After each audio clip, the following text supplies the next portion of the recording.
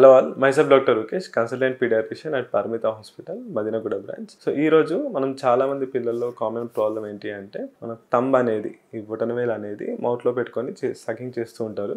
దీన్నే thumb sucking అంటారు. So దీని గురించి ఒక చిన్న వీడియో తెలుసుకుందాం. సో ఫస్ట్ ఏంటి అంటే థంబ్ సకింగ్ అనేది పిల్లల్లో 1 year లోపు ఉన్న పిల్లల్లో స్టార్ట్ అవుతుంది. సో థంబ్ సకింగ్ చేయడం వల్ల పిల్లాడికి ఒక సెన్స్ ఆఫ్ సెక్యూరిటీ లాగా ఫీల్ అవుతారు. సో అలా మనకు స్టార్ట్ అవుతుంది. ఫస్ట్ 3 years ఈ థంబ్ సకింగ్ అనేది నార్మలే, దానికి మనకు ఎలాంటి ఇంటర్వెన్షన్ చేయాల్సిన అవసరం లేదు. కానీ ఎప్పుడైతే ఈ థంబ్ సకింగ్ 4 years తర్వాత కూడా బేబీకి ఉంటుందో అప్పుడు మనము దాన్ని స్టాప్ చేసే స్టెప్స్ తీసుకోవాల్సి వస్తుంది. సో ఎందుకు అంటే బేబీకి 4 years తర్వాత అలాగే థంబ్ సకింగ్ చేస్తే బేబీ టీత్ పైన ఎఫెక్ట్ అయ్యే ఛాన్స్ ఉంటుంది.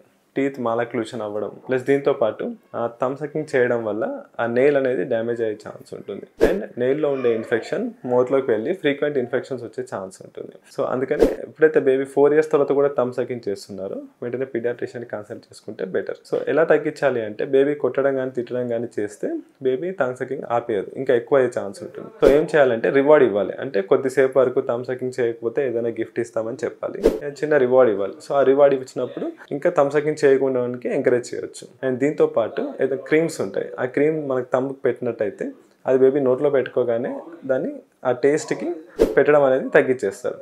ఇలా డైలీ 2 to 3 times ఈ క్రీమ్ అనేది అప్లై చేయొచ్చు. అండ్ లాస్ట్ ఇంకా సివియర్ థంబ్ సకింగ్ ఇంకా తగ్గట్లేదు, ఆల్మోస్ట్ 4-5 years అయిపోయింది, బేబీకి 5 years క్రాస్ అయింది అంటే కొన్ని అప్లయన్సెస్ ఉంటాయి.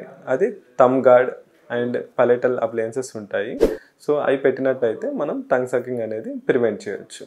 అండ్ ఒకవేళ ఈ థంబ్ సకింగ్ వల్ల మనకు టీత్ ఏమైనా ప్రాబ్లం అనిపిస్తే కనుక డెంటిస్ట్ని కన్సల్ట్ చేస్తే సరిపోతుంది. Thank you.